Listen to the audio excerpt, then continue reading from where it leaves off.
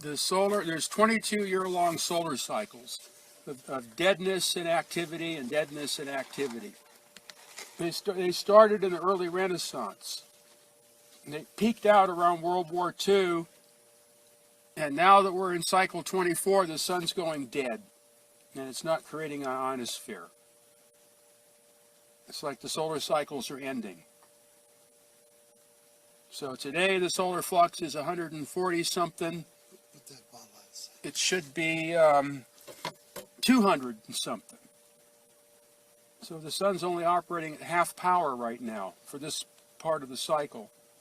So you don't have the ionosphere that you need in order to communicate to other parts of the world. It's all dissipated. So ham radio is dying. Well, I made it so there was no ham radio available for a year during the minimum of the cycle. Now we're at the maximum, and the maximum is no better than a minimum. So now the question is when it goes into the minimum in the next 7 years, how dead is the sun going to get? The last minimum, it got record dead. The solar flux never dropped below 60, ever. This time it went down to 58. And you couldn't communicate via the ionosphere. So the sun can be reconfiguring for a cold, dead cycle, like in the Dark Ages. There's a popular book written on the subject called Jupiter Effect. It's actually fairly accurate. The Jupiter Effect. Yeah, it was about the total planetary alignment in 1980. And the solar flares that it was predicted to create, according to the RCA theory. And the solar flares happened just like they were predicted. Enough to finally trip off Mount St. Helens. Solar flux went up to over 400.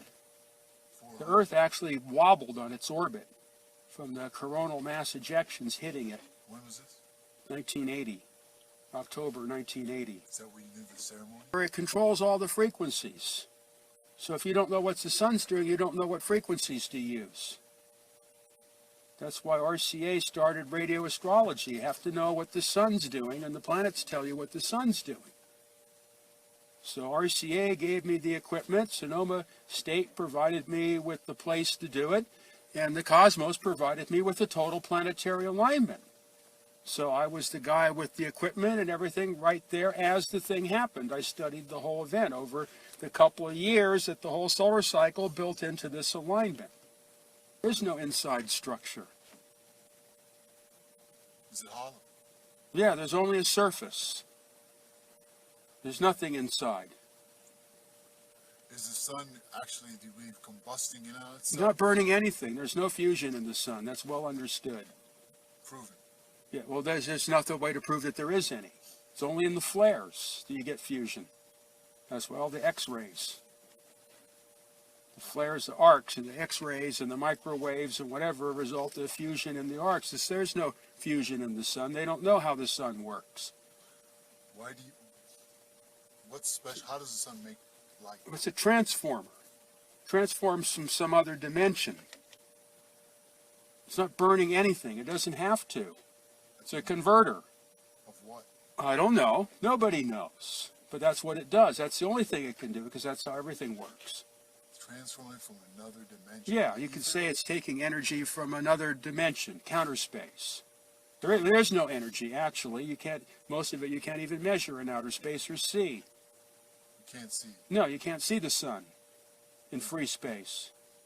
So the sun is not visible in outer space? Not in free space. It's only invisible when gross matter becomes involved, like the Earth's atmosphere and envelope and the surface of the moon or whatever. That makes the light. Otherwise, there is no light. You can see the moon, you can see the Earth, but you can't see the sun or you can't see the stars.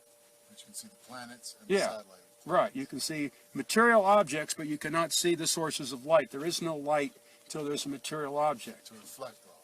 So that means there's no time delay. So the whole time delay thing is meaningless. It doesn't take light years. There are no light years because there's no light. So that means that the light you see from the distant stars isn't 4 million years old. It could be only minutes old. It could be instantaneous. All the theories collapse when you can't see the stars in outer space. This is where you log the solar flares? Well, whatever's going on in the day, the solar flux, the atmospheric pressure, the cloud types, you know, any other particular interesting information. But these are the positions of the hurricanes. So this was E, whatever that one was. I don't bother with the names. There's letters. These are the ones. These occurred off of Baja. Baja. Just recently? Yeah, well, this was in July. So that stuff moves up here and starts the thunderstorms. Yeah. So, Well, nuclear fission is a religion.